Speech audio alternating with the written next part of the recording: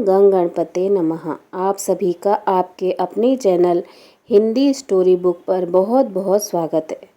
इस वीडियो में हम वैशाख महात्म्य में अध्याय 9 का रसपान करेंगे।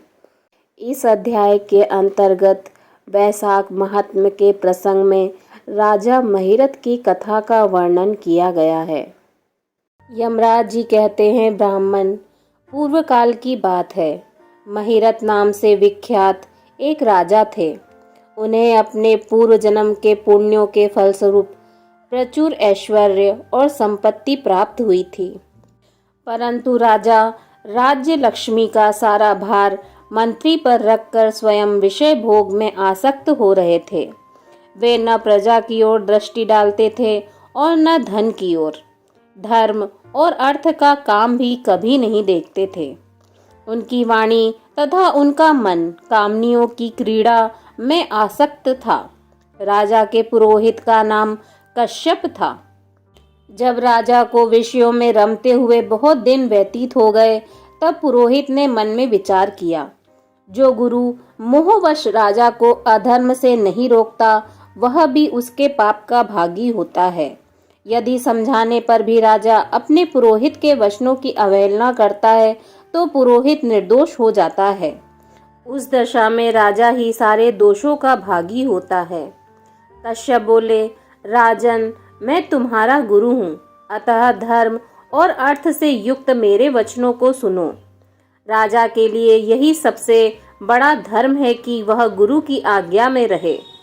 गुरु की आज्ञा का आंशिक पालन भी राजाओं की आयु, लक्ष्मी तथा सौख्य को बढ़ाने वाला है। तुमने दान के द्वारा कभी ब्राह्मणों को तृप्त नहीं किया, भगवान श्री हरि विष्णु की आराधना नहीं की, कोई व्रत, तपस्या तथा तीर्थ भी नहीं किया। महाराज, कितने खेद की बात है कि तुमने काम के अधीन होकर कभी भगवान के नाम का स्मरण नहीं किया। अबलाओं की संगत में पड़कर विद्वानों की संगति नहीं की। जिसका मन स्त्रियों ने हर लिया, उसे अपनी विद्या, तपस्या, त्याग, नीति तथा विवेकशील चित्त से क्या लाभ हुआ। एकमात्र धर्म ही सबसे महान और श्रेष्ठ है, जो मृत्यु के बाद भी साथ जाता है। शरीर के उपभोग में आने वाली अन्य जितनी वस्तुएं हैं, वे सब यहीं नष्ट हो जाती हैं। धर्म की सहायता से ही मनुष्य दुर्गति से पार होता है। राजेंद्र, क्या तुम नहीं जानते, मनुष्यों के जीवन का विलास जल की उत्ताल तरंगों के समान चंचल एवं अनित्य है। जिनके लिए विनय ही पगड़ी और मुकुट है, सत्य और धर्म ही कुंडल है तथा त्याग ही कंगन है, उन्हें जड़ आभूषणों की क्या आवश्यकता। मनुष्य के निर्जीव शरीर को काट और ढेले के समान पृथ्वी पर फेंक उसके बंधु बांधव मुंह फेर कर चल देते हैं। केवल धर्म ही उसके पीछे पीछे जाता है। सब कुछ जा रहा है, आयु प्रतिदिन क्षीण हो रही है तथा यह जीवन भी लुप्त होता जा रहा है। ऐसी अवस्था में भी तुम उठकर भागते क्यों नहीं। स्त्री पुत्र आदि कुटुंब, शरीर तथा द्रव्य संग्रह, यह सब पराये हैं, अनित्य हैं, किंतु पुण्य और पाप अपने हैं। जब एक दिन सब कुछ छोड़कर तुम्हें विवशता पूर्वक जाना ही है, तो तुम अपने धर्म का अनुष्ठान क्यों नहीं करते। मरने के बाद उस दुर्गम पथ पर अकेले कैसे जा सकोगे, जहाँ न ठहरने के लिए स्थान है, न खाने योग्य अन्न, न पानी, न राह खर्च और न राह बताने वाला कोई गुरु ही है। यहाँ से प्रस्थान करने के बाद तुम्हारे पीछे कुछ भी नहीं जाएगा, केवल पाप और पुण्य जाते समय तुम्हारे पीछे पीछे जाएंगे। अतः तुम आलस्य छोड़कर वेदों तथा स्मृतियों में बताए हुए उपदेश और कुल के अनुरूप हितकारक कर्म का अनुष्ठान करो। धर्म मूलक सदाचार का सेवन करो। अर्थ और काम भी यदि धर्म से रहित हो, तो उसका परित्याग कर देना चाहिए। दिन रात इंद्रिय विजय रूपी योग का अनुष्ठान करना चाहिए, क्योंकि जितेंद्रिय राजा ही प्रजा को अपने वश में रख सकता है। लक्ष्मी चंचल होती है, विनय रूपी गुण धारण करने से ही वह राजाओं के पास दीर्घ काल तक ठहरती है। जो अत्यंत कामी और घमंडी हैं, जिनका सारा कार्य बिना विचारे ही होता है, उन मूढ़चेता राजाओं की संपत्ति उनकी आयु के साथ ही नष्ट हो जाती है। व्यसन और मृत्यु, इसमें व्यसन को ही कष्टदायक बताया गया है। व्यसन में पड़े हुए राजा की अधोगति होती है और जो व्यसन से दूर रहता है वह स्वर्गलोक में जाता है। व्यसन व दुख विशेषतः काम से ही उत्पन्न होते हैं, अतः काम का परित्याग करो। पापों में फंस जाने पर वैभव एवं भोग स्थिर नहीं रहते, वे शीघ्र ही नष्ट हो जाते हैं। चलते रुकते जागते और सोते समय भी जिसका चित्त विचार में संलग्न नहीं रहता, वह जीते जी मरे तुल्य है। विद्वान पुरुष विषय चिंता छोड़कर समतापूर्ण, स्थिर एवं व्यवहारिक युक्ति से परमार्थ का साधन करते हैं। जीव का चित्त बालक की भांति चपल होता है, अतः उससे बलपूर्वक काम लेना चाहिए। राजन, धर्म के तत्वदर्शी वृद्ध पुरुषों की बुद्धि का सहारा ले पराबुद्धि के द्वारा अपने कुपथगामी चित्त को वश में करना चाहिए।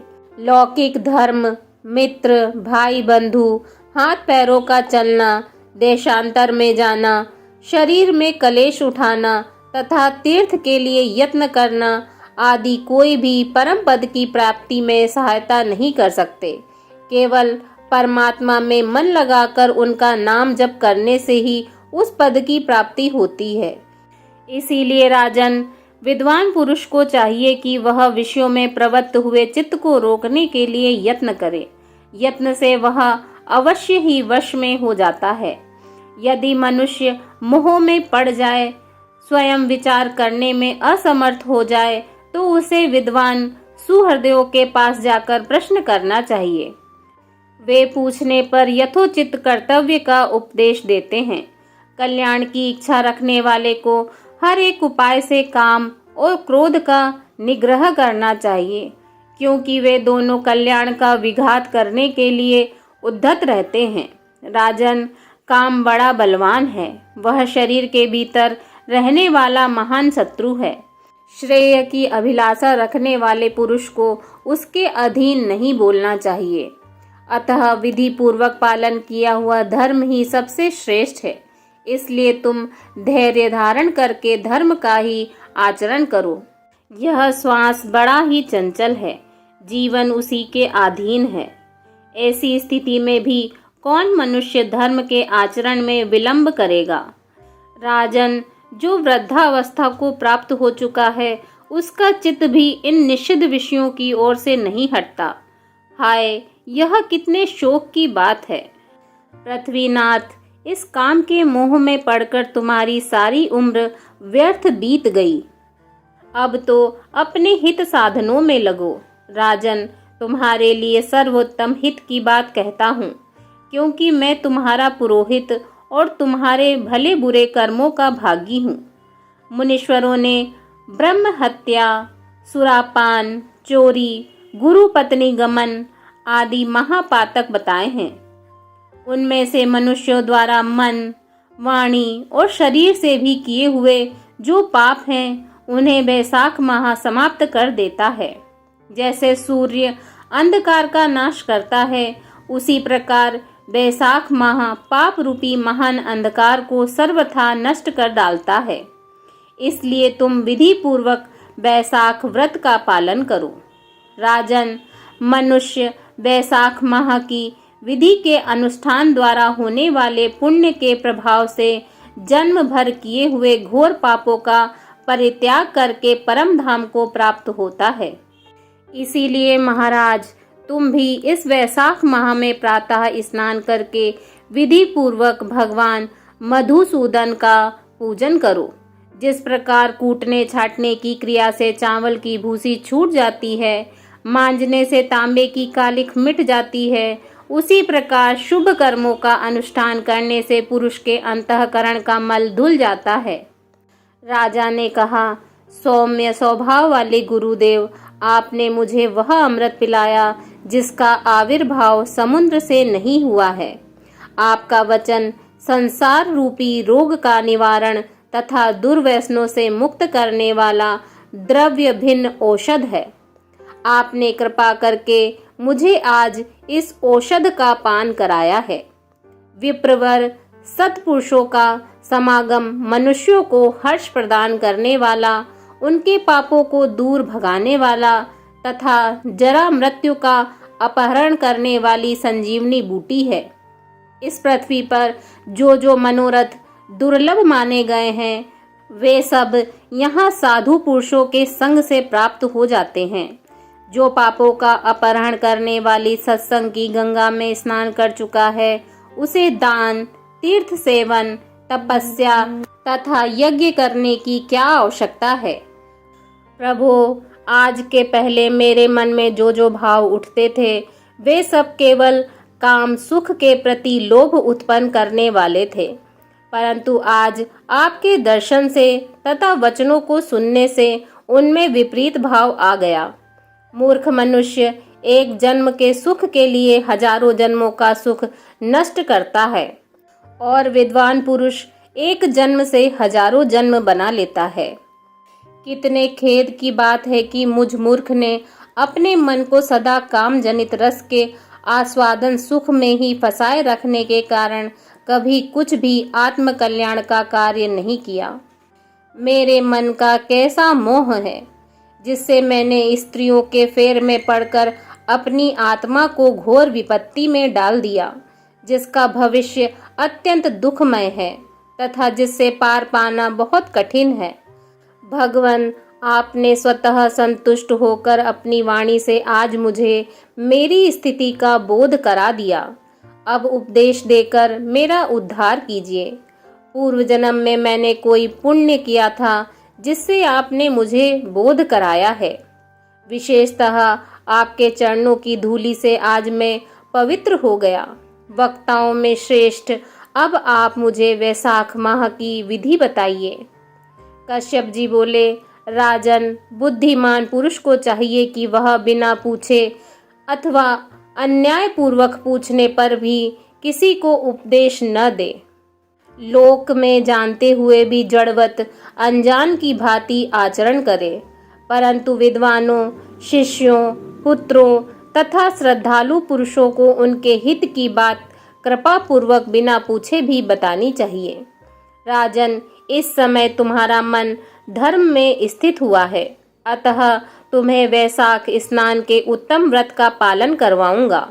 तदंतर पुरोहित कश्यप ने राजा महिरथ से वैशाख मास में स्नान, दान तथा पूजन कराया। शास्त्र में वैशाख स्नान की जैसी विधि उन्होंने देखी थी, उसका पूरा पूरा पालन कराया। राजा महिरथ ने भी गुरु की प्रेरणा से उस समय विधि पूर्वक सब नियमों का पालन किया तथा माधव मास का जो विधान उन्होंने बताया वह सब आदर पूर्वक सुना।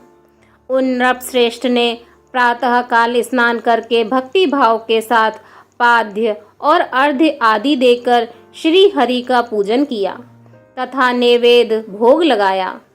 यमराज जी कहते हैं, ब्राह्मण तत्पश्चात राजा के ऊपर काल की दृष्टि पड़ी। अधिक मात्रा में रति का सेवन करने से उन्हें क्षय रोग हो गया था, जिससे उनका शरीर अत्यंत दुर्बल हो गया। अंतोगत्वा उनकी मृत्यु हो गई। उस समय मेरे तथा भगवान विष्णु जी के दूत भी उन्हें लेने पहुँचे। विष्णु दूतों ने, ये राजा धर्मात्मा है, यूं कहकर मेरे सेवकों को डांटा और स्वयं राजा को विमान पर बैठाकर वे वैकुंठ लोक में ले गए। वैशाख मास में प्रातः काल स्नान करने से राजा का पातक नष्ट हो चुका था। भगवान विष्णु जी के दूत अत्यंत चतुर होते हैं। वे भगवान की आज्ञा के अनुसार राजा महिरथ को नरक मार्ग के निकट से ले चले। जाते जाते राजा ने नरक में पकाए जाने के कारण घोर चित्कार करने वाले नारकीय जीवों का अंतर्नाद सुना। कढ़ा में डालकर ओटाए जाने वाले पापियों का क्रंदन बड़ा भयंकर था। सुनकर राजा को बड़ा विस्मय हुआ। वे अत्यंत दुखी होकर दूतों से बोले, जीवों के कराहने की यह भयंकर आवाज क्यों सुनाई दे रही है? इसमें क्या कारण है? आप लोग सब बातें बताने की कृपा करें। विष्णुदूत बोले, जिन प्राणियों ने धर्म की मर्यादा का परित्याग किया है, जो पापाचारी एवं पुण्यहीन हैं, वे तामिस्त्र आदि भयंकर नरकों में डाले गए हैं। पापी मनुष्य प्राण त्याग के पश्चात यमलोक के मार्ग में आकर भयानक दुख भोगते हैं। यमराज के भयंकर दूत उन्हें इधर उधर घसीटते हैं और वे अंधकार में गिर पड़ते हैं। उन्हें आग में जलाया जाता है, उनके शरीर में कांटे चुभोए जाते हैं, उनको आरी से चीरा जाता है तथा वे भूख प्यास से पीड़ित रहते हैं। पीप और रक्त की दुर्गंध के कारण उन्हें बार बार मूर्छा आ जाती है। कहीं वे खौलते हुए तेल में ओटाए जाते हैं, कहीं उन पर मूसलों की मार पड़ती है और कहीं तपाए हुए लोहे की शिलाओं पर डालकर उन्हें पकाया जाता है। कहीं वमन, कहीं पीप और कहीं रक्त उन्हें खाने को मिलता है। मुर्दों की दुर्गंध से भरे हुए करोड़ों नरक हैं, जहाँ शरपत्र वन है, शिलापात के स्थान हैं, जहाँ पापी शिलाओं पर पटके जाते हैं तथा वहाँ की समतल भूमि भी आग से तपी हुई होती है। इसके सिवा गर्म लोहे के, खौलते हुए तेल के, मैदा के, तपे हुए स्तंभ के तथा कूट शाल्यमली नाम के भी नरक हैं। छुरे, कांटे, कील और उग्र ज्वाला के कारण क्षोभ एवं भय उत्पन्न करने वाले बहुत से नरक हैं। कहीं तपी हुई वैतरणी नदी है, कहीं पीप के भरे हुए अनेकों कुंड हैं। इन सब में पृथक पृथक पापियों को डाला जाता है। कुछ नरक ऐसे हैं जो जंगल के रूप में हैं। वहाँ के पत्ते तलवार की धार के समान तीखे हैं, इसी से उन्हें असीपत्र वन कहते हैं। वहाँ प्रवेश करते ही नर नारियों के शरीर कटने और छिलने लगते हैं। कितने ही नरक घोर अंधकार तथा आग की लपटों के कारण अत्यंत दारुण प्रतीत होते हैं। इनमें बार बार यातना भोगने के कारण पापी जीव नाना प्रकार के स्वरों में रोते और विलाप करते हैं। राजन, इस प्रकार के शास्त्र विरुद्ध कर्म करने वाले पापी जीव कराहते हुए नरक यातना का कष्ट भोग रहे हैं। उन्हीं का यह क्रंदन हो रहा है। सभी प्राणियों को अपने पूर्व कृत्य कर्मों का भोग भोगना पड़ता है। पराई स्त्रियों का संग प्रसन्नता के लिए किया जाता है, किंतु वास्तव में वह दुख ही देने वाला होता है। 2 घड़ी तक किया हुआ विषय सुख का आस्वादन अनेक कल्पों तक दुख देने वाला होता है। राजेंद्र, तुमने वैशाख माह में प्रातः स्नान किया है। उसकी विधि का पालन करने से तुम्हारा शरीर पावन बन गया है। उसे छूकर बहने वाली वायु का स्पर्श पाकर ये क्षण भर के लिए सुखी हो गए हैं। तुम्हारे तेज से इन्हें बड़ी तृप्ति मिल रही है। इसी से अब ये नरक वृत्ति जीव कराना छोड़कर चुप हो गए हैं। पुण्यवानों का नाम भी यदि सुना या उच्चारण किया जाए तो वह सुख का साधक होता है तथा उसे छूकर चलने वाली वायु भी शरीर में लगने पर बड़ा सुख देती है। यमराज जी कहते हैं, करुणा के सागर राजा महिरथ अद्भुत कर्म करने वाले भगवान श्री विष्णु के दूतों की उपयुक्त बात सुनकर द्रवित हो उठे। निश्चय ही साधु पुरुषों का हृदय मक्खन के समान होता है। जैसे नवनीत आग की आंच पाकर पिघल जाता है, उसी प्रकार साधु पुरुषों का हृदय भी दूसरों के संताप से संतप्त होकर द्रवित हो उठता है। उस समय राजा ने दूतों से कहा। राजा बोले, इन्हें देखकर मुझे बड़ी व्यथा हो रही है। मैं इन व्यथित प्राणियों को छोड़कर जाना नहीं चाहता। मेरी समझ में सबसे बड़ा पापी वही है जो समर्थ होते हुए भी वेदनाग्रस्त जीवों का शोक दूर न कर सके। यदि मेरे शरीर को छूकर बहने वाली वायु के स्पर्श से ये जीव सुखी हुए हैं तो आप लोग मुझे उसी स्थान पर ले चलिए। क्योंकि जो चंदन वृक्ष की भांति दूसरों के ताप दूर करके उन्हें आनंदित करते हैं तथा जो परोपकार के लिए स्वयं कष्ट उठाते हैं, वे ही पुण्य आत्मा हैं। संसार में वे ही संत हैं जो दूसरों के दुखों का नाश करते हैं तथा पीड़ित जीवों की पीड़ा दूर करने के लिए जिन्होंने अपने प्राणों को तिनके के समान न्यौछावर कर दिया है। जो मनुष्य सदा दूसरों की भलाई के लिए उद्धत रहते हैं, उन्होंने ही इस पृथ्वी को धारण कर रखा है। जहाँ सदा अपने मन को ही सुख मिलता है, वह स्वर्ग भी नरक के ही समान है। अतः साधु पुरुष सदा दूसरों के सुखों से ही सुखी होते हैं। यहाँ नरक में गिरना अच्छा, प्राणों से वियोग हो जाना भी अच्छा, किंतु पीड़ित जीवों की पीड़ा दूर किए बिना एक क्षण भी सुख भोगना अच्छा नहीं है। दूत बोले, राजन, पापी पुरुष अपने कर्मों का ही फल भोगते हुए भयंकर नरक में पकाए जाते हैं। जिन्होंने दान, होम अथवा पुण्य तीर्थ में स्नान नहीं किया है, मनुष्यों का उपकार तथा कोई उत्तम पुण्य नहीं किया है, वे ही परलोक में आने पर घोर नरकों में पकाए जाते हैं। जिनका शील स्वभाव दूषित है, जो दुराचारी व्यवहार में निंदित, दूसरों की बुराई करने वाले एवं पापी हैं, वे ही नरकों में पड़ते हैं। जो पापी अपने मर्म भेदी वचनों से दूसरों का हृदय विदीर्ण कर डालते हैं तथा जो पराई स्त्रियों के साथ विहार करते हैं, वे नरकों में पकाए जाते हैं। महाभाग भूपाल, आओ अब भगवान के धाम चलें। तुम पुण्यवान हो, अतः अब तुम्हारा यहाँ ठहरना उचित नहीं है। राजा ने कहा, विष्णु दूतगण, यदि मैं पुण्य आत्मा हूँ तो इस महाभयंकर यातना मार्ग में कैसे लाया गया? मैंने कौन सा पाप किया है तथा किस पुण्य के प्रभाव से मैं विष्णु धाम को जाऊंगा? आप लोग मेरे इस संशय का निवारण करें।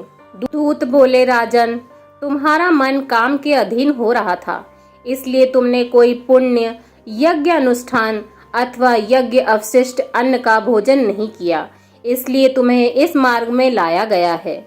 किंतु लगातार 3 वर्षों तक तुमने अपने गुरु की प्रेरणा से वैशाख मास में विधि पूर्वक प्रातः स्नान किया है तथा महापापों और अति पापों की राशि का विनाश करने वाले भक्त वत्सल विश्वेश्वर भगवान मधुसूदन की भक्ति पूर्वक पूजा की है। यह सब पुण्यों का सार है। केवल इसी एक पुण्य से तुम देवताओं द्वारा पूजित होकर श्री विष्णु धाम को ले जाए जा रहे हो।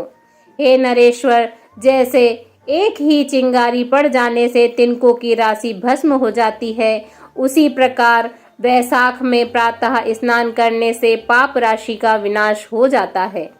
जो वैशाख में शास्त्रोक्त नियमों से युक्त होकर स्नान करता है, वह हरि भक्त पुरुष अति पापों के समूह से छुटकारा पाकर विष्णु पद को प्राप्त होता है। यमराज जी कहते हैं, ब्राह्मण, तब दया सागर राजा ने उन जीवों के शोक से पीड़ित हो भगवान श्री हरि विष्णु के दूतों से विनय पूर्वक कहा, साधु पुरुष प्राप्त हुए ऐश्वर्य का, गुणों का तथा पुण्य का यही फल मानते हैं कि इनके द्वारा कष्ट में पड़े हुए जीवों की रक्षा की जाए। यदि मेरा कुछ पुण्य है तो उसी के प्रभाव से ये नरक में पड़े हुए जीव निष्पाप होकर स्वर्ग को चले जाएं और मैं इनकी जगह नरक में निवास करूंगा। राजा के ऐसे वचन सुनकर श्री विष्णु जी के मनोहर दूत उनके सत्य और उदारता पर विचार करते हुए इस प्रकार बोले, राजन, इस दया रूप धर्म के अनुष्ठान से तुम्हारे संचित धर्म की विशेष वृद्धि हुई है। तुमने वैशाख मास में जो स्नान, दान, जप, होम, तप तथा देव पूजन आदि कर्म किए हैं, वे अक्षय फल देने वाले हो गए हैं। जो वैशाख मास में स्नान दान करके भगवान का पूजन करता है, वह सब कामनाओं को प्राप्त होकर भगवान श्री हरि विष्णु जी के धाम को जाता है। एक और तप, दान और यज्ञ आदि की शुभ क्रियाएं और एक और विधि पूर्वक आचरण में लाया हुआ वैशाख मास का व्रत हो तो यह वैशाख मास ही महान है। राजन, वैशाख मास में एक दिन का भी जो पुण्य है वह तुम्हारे लिए सब दानों से बढ़कर है। दया के समान धर्म, दया के समान तप, दया के समान दान और दया के समान कोई मित्र नहीं है। पुण्य का दान करने वाला मनुष्य सदा लाख गुना पुण्य प्राप्त करता है। विशेषतः तुम्हारी दया के कारण धर्म की अधिक वृद्धि हुई है। जो मनुष्य दुखित प्राणियों का दुख से उद्धार करता है वही संसार में पुण्य आत्मा है। उसे भगवान नारायण के अंश से उत्पन्न समझना चाहिए। राजन, वैशाख मास की पूर्णिमा को तीर्थ में जाकर जो तुमने सब पापों का नाश करने वाला स्नान दान आदि पुण्य किया है, उसे विधिवत भगवान श्री हरि को साक्षी बनाकर 3 बार प्रतिज्ञा करके इन पापियों के लिए दान कर दो, जिससे ये नरक से निकलकर स्वर्ग को चले जाएं। हमारा तो ऐसा विश्वास है कि पीड़ित जंतुओं को शांति प्रदान करने से जो आनंद मिलता है उसे मनुष्य स्वर्ग और मोक्ष में भी नहीं पा सकता। सौम्य, तुम्हारी बुद्धि दया एवं दान से दृढ़ है। इसे देखकर हम लोगों को भी उत्साह होता है। राजन, यदि तुम्हें अच्छा जान पड़े तो अब बिना विलंब किए इन्हें वह पुण्य प्रदान करो जो नरक यातनाओं के दुख को नष्ट करने वाला है। विष्णु दूतों के यूं कहने पर दयालु राजा महिरथ ने भगवान गदाधर को साक्षी बनाकर 3 बार प्रतिज्ञा पूर्वक संकल्प करके उन पापियों के लिए अपना पुण्य अर्पण किया। वैशाख मास के एक दिन के ही पुण्य का दान करने पर वे सभी जीव यम यातना के दुख से मुक्त हो गए। फिर अत्यंत हर्ष से भरकर वे श्रेष्ठ विमान पर आरूढ़ हुए और राजा की प्रशंसा करते हुए उन्हें प्रणाम करके स्वर्ग को चले गए। इस दान से राजा को विशेष पुण्य की प्राप्ति हुई।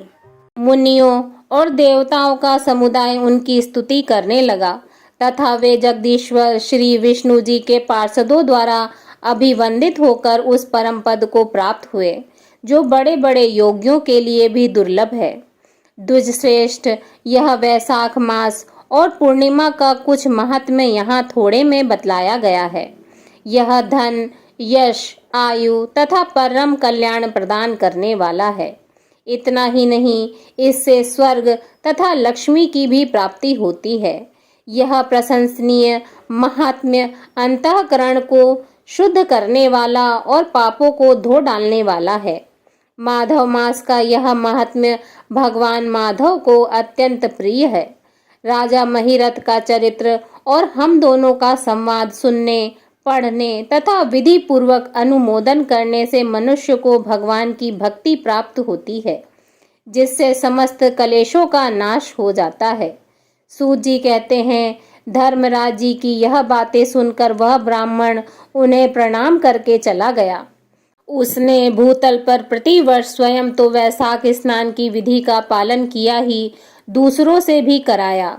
यह ब्राह्मण और यम का संवाद मैंने आप लोगों से वैशाख मास के पुण्यमय स्नान के प्रसंग में सुनाया है।